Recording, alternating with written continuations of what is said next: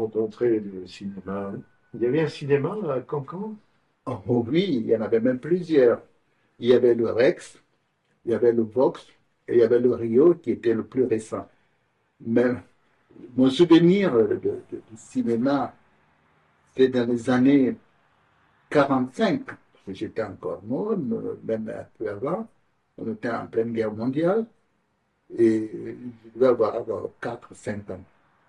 Et comme d'habitude, ma mère me sortait tous les soirs de la case pour que j'aille faire pipi, ne pas le faire dans la maison, dans la case.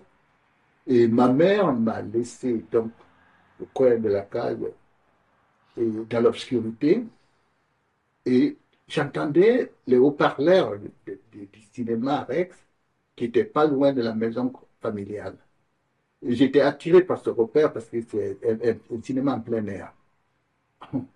Je suis allé donc vers cette salle de cinéma qui n'était pas loin de la maison familiale et j'ai regardé par pas la serrure, mais juste un coin là entre le mur et la porte, il y avait juste un filet et je regardais ce qui se passait. Je voyais les lumières qui bougeaient sur l'écran, mais je ne voyais pas très bien le film. Et en ce moment, le portier ouvre la porte violemment et me coince la tête contre le mur. J'ai eu tellement peur, j'ai pris la fuite et il m'a rattrapé. Et il m'a fait entrer dans la salle et il m'a dit, est-ce que j'avais pas de bobo sur la tête? Moi, j'ai dit, non, non. Il m'a placé juste devant l'écran. La salle était pleine et j'étais devant l'écran en contre-plongée. Et juste à ce moment-là, il y a un avion, puisque c'était un film de guerre, un avion prend feu et tombe. Ah, et il a été filmé en contre-plongée. Et en ce moment, l'avion s'est écrasé au sol et moi j'ai cru que l'avion s'écrasait sur moi. Mais pourquoi? Parce que juste au moment où l'avion s'écrasait, moi aussi j'ai pris un coup de... Mais sur la tête, j'ai été battu. J'ai cru que j'étais mort parce que l'avion m'avait écrasé. En ce moment, euh, on me relève et c'était ma mère qui était inquiète. Et on m'avait cherché partout dans Cancan. J'avais fait un flambeau pour dire s'ils n'ont pas retrouvé un enfant de telle façon, de telle taille. Bon. Et juste, le flambeau est arrivé devant le cinéma Rex. En ce moment, il y a un type qui dit, mais il y a un enfant qui correspond à l'éducation que vous nous donnez. Mais ils l'ont fait rentrer dans la salle de cinéma parce que, voilà. Et ma mère m'a demandé, on dit oui, si c'est cet enfant, il est là. Et c'est au moment où on m'a montré, j'étais complètement dans le film et l'avion qui tombait, j'ai cru que j'étais mort, que l'avion m'avait écrasé. Et là, ma mère m'a fait sermonner, jurer que plus jamais je ne mettrai les pieds dans une salle de cinéma. Alors, j'ai juré, mais malheureusement, je n'ai pas tenu ma promesse parce que Cancan était une ville de cinéma. Comme je disais, il y a le cinéma Rex, le cinéma Vox, le cinéma Rio. Et tous ces cinémas-là avaient des films tous les soirs jusqu'à 2 heures du matin.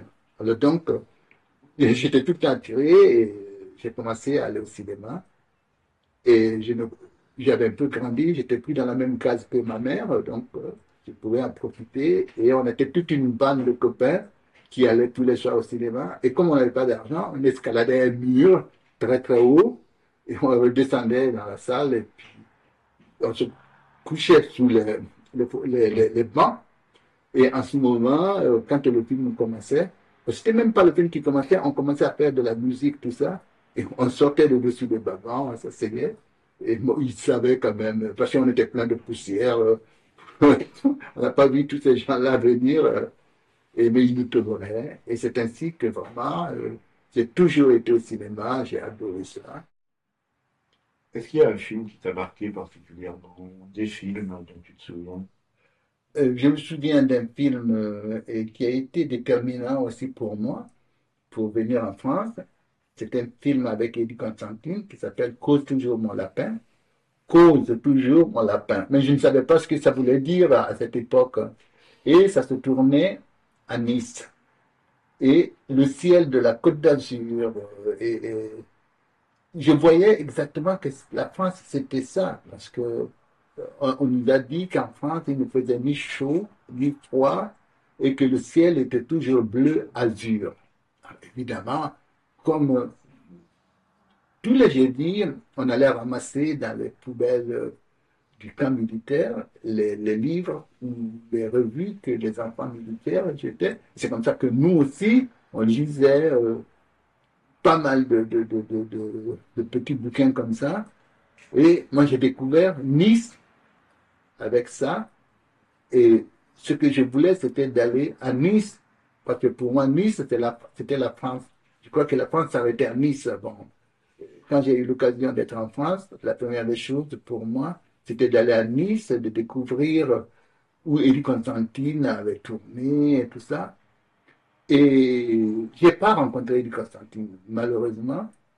Mais j'ai rencontré un de ses acteurs, un acteur qui tournait tout le temps avec lui, qui était son ami dans pas mal de films, un comédien qui s'appelait Jess Ann.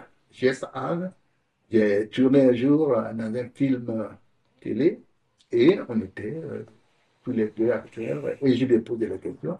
Il m'a parlé d'Eddie Constantine et c'était un souvenir fantastique parce que tous ces gens-là que j'avais vus en Afrique et que je les rencontrais, pour moi, c'était vraiment l'ultime récompense que je pouvais avoir. Et Eddie Constantine m'a marqué parce qu'un film que j'ai coécrit qui s'appelle Black Micmac. Black Micmac est l'histoire d'un jeune Africain qui vient en France et qui veut aller sur les lieux où Eddie Constantine a tourné. Et d'ailleurs, dans Black Micmac, le rôle principal s'appelle Eddie. Donc, je sais que tu as passé ton enfance à Cancan. À quoi ressemblait la ville à cette époque? Cancan était une ville qui avait quatre ou cinq quartiers et il y avait le quartier administratif, c'est-à-dire que le quartier des Blancs, où il y avait toute l'administration euh, coloniale, le, le commandant de cercle habitait là, et tous les fonctionnaires aussi habitaient là. Et après, maintenant, il y avait d'autres quartiers qui entouraient le centre-ville, qui était le quartier Timbung, Banankoroda, Korialin et Sobé. Sobé, c'était le quartier où les autochtones de Cancan habitaient. C'était des gens qui étaient venus à peu près les étrangers. Mais les Cancanais habitaient dans les quartiers tels que Banankoroda, Timbung, Cherifula et autres. C'était les autochtones de Cancan qui habitaient là. Alors, c'était pendant donc la colonisation, hein, ce qui fait que le centre-ville ressemblait à toutes les villes occidentales, bien sûr, les maisons en bâtisse avec des étages et tout. Et dans les quartiers indigènes où nous on habitait, c'était des cases pour la plupart. Il y avait très peu de maisons avec des tôles. Et d'ailleurs, moi je me souviens, la maison, la concession de mon père a été coupée en deux. C'était une très grande concession. Et il y avait un commandant qui était venu à Cancan qu'on appelait le commandant Grosse Tête. Il avait une grosse tête et il a été surnommé commandant Grosse Tête, qu'on n'aimait pas beaucoup parce que c'est lui qui a complètement bâti Cancan. Il a fait les rues, les routes et tout, parce que quand il y avait un incendie, comme les quartiers étaient imbriqués les uns dans les autres, les concessions, tout brûlait. C'était des maisons en case avec des toits de chaume et tout ça.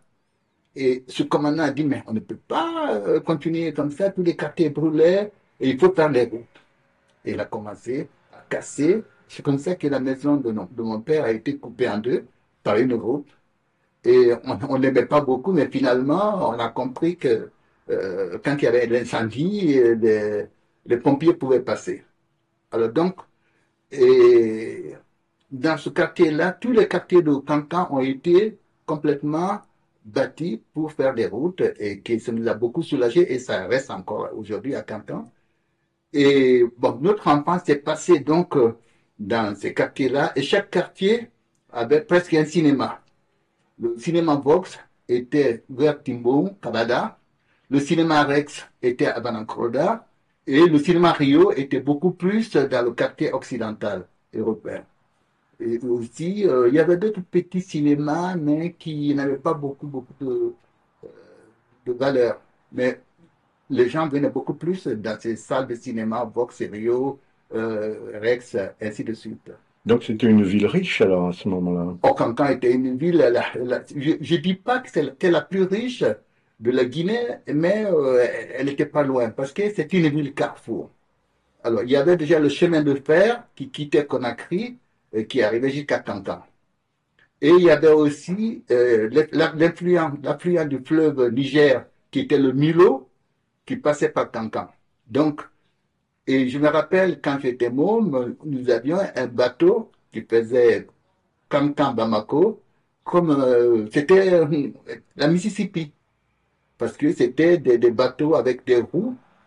Des roues à aubes. Oh oui, voilà, c'est ça, qui reliait Cancan à Bamako. Et c'était une fois par semaine et c'était formidable. Et toutes les marchandises qui venaient de Conakry par la mer étaient récupérées à Cancan et allaient sur Bamako, où eux, il n'y a pas de mer. Et après, on allait vers la Côte d'Ivoire, et puis ça continuait jusque vers le Sénégal. Ce qui Cancan était une ville qui était très riche, mais aussi économiquement. On avait un camp militaire. Je crois que c'était le plus grand camp militaire de, de la Guinée, ainsi, où c'était à Kindia le plus grand camp. Mais Cancan était l'un des plus grands camps militaires à cette époque de la Guinée. La Guinée est en 4 régions naturelles. Il y a la Basse-Guinée, qui était, la capitale était Conakry. Il y avait la Haute-Guinée, qui était Cancan. Et la capitale de la Haute-Guinée était à Cancan. La Moyenne-Guinée, qui était le Fouta-Djallon. Et la capitale était à Labé. Et il y avait la forêt, et la capitale était à Zérékové. Ouais, Cancan était comme ça. Et toutes les marchandises qui quittaient donc la forêt arrivaient à Cancan et étaient acheminées vers le Mali, vers Conakry. À l'époque, c'était pas le Mali, c'était le Soudan français, évidemment, parce que c'était la colonisation. Et nous avions une l'école régionale de Cancan, où tous les grands cadres de la Haute-Guinée, en tout cas, sont passés par cette école régionale. C'était une très grande école qui était en face de l'habitat du commandant de cercle. Le commandant de cercle avait une grande bâtisse, que j'ai mis dans un de mes films d'ailleurs, qui a été restauré maintenant, parce qu'après le départ à l'indépendance, c'était resté un peu, et ça tombait vraiment en ruine, et ils ont renouvelé, ils ont restauré maintenant.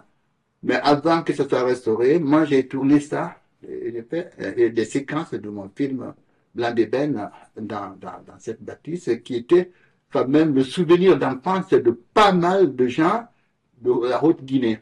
Alors, cette école régionale de Cancan, qui était en face donc de ce gouvernorat, a vu passer quand même les plus grands, hauts fonctionnaires de la Haute-Guinée dans cette école.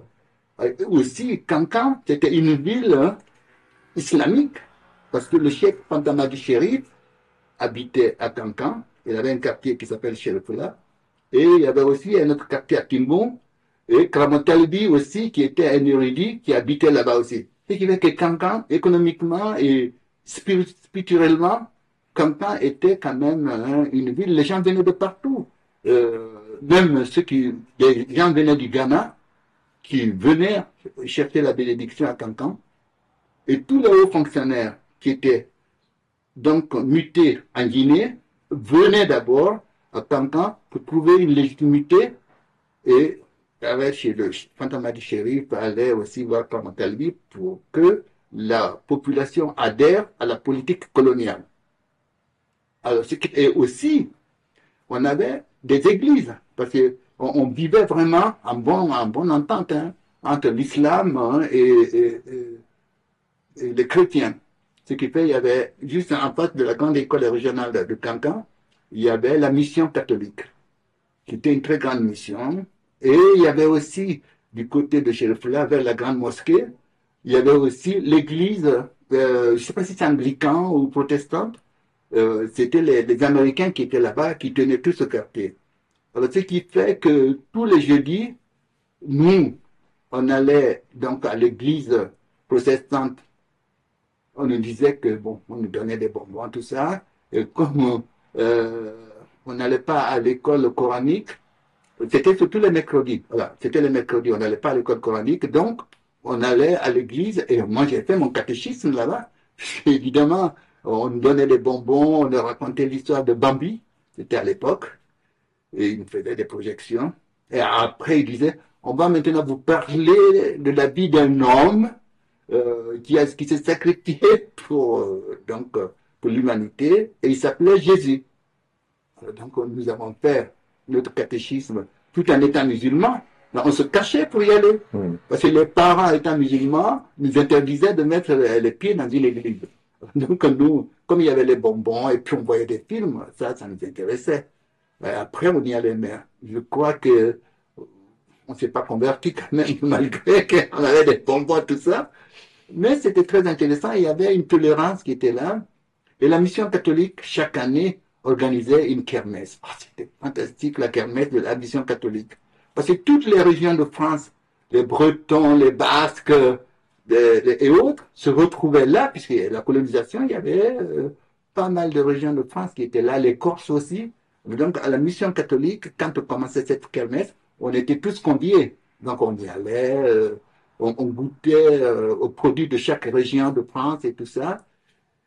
Et c'était une belle époque. Il faut l'avouer, on a vécu comme ça, entre le cinéma, la vie économique, sociale et autres. Parce qu'au camp militaire de Cancan, nous, on a commencé vraiment à lire. Parce que ce camp militaire, ils étaient quand même très nombreux, ils venaient de partout. Hein. Il y avait des Français, autres, des Africains qui étaient là. Et chaque jeudi, ils jetaient leurs poubelles. Et dans ces poubelles-là, il y avait quand même des bouquins, tout ça, que les enfants des militaires avaient lus. Et nous, on allait ramasser les livres de ces poubelles-là, et c'est comme ça qu'on a commencé vraiment à lire. Donc, dans les poubelles des militaires français, tu trouvais des livres. Et est-ce que tu te souviens de ces livres et de tes premières lectures en français? Dans ces poubelles, c'était tous les jeudis, et on allait ramasser donc ces bouquins. Mais c'était beaucoup plus les bandes dessinées. Il y avait Spirou, il y a Tintin, il y a Luc Luc et bien d'autres. Et on se les échangeait entre nous. Et c'est comme ça qu'on a pris vraiment le goût de la lecture et le goût de la France aussi. Mais beaucoup plus la France, c'était bien après, au collège, quand on savait beaucoup plus lire et écrire. Il y avait dans les journaux, il y avait l'Alsacienne qui faisait de la publicité pour la levure et tout ça. Et il y avait des élèves françaises qui cherchaient des correspondants en Afrique ou un peu partout. Et nous, on correspondait avec ces jeunes filles-là.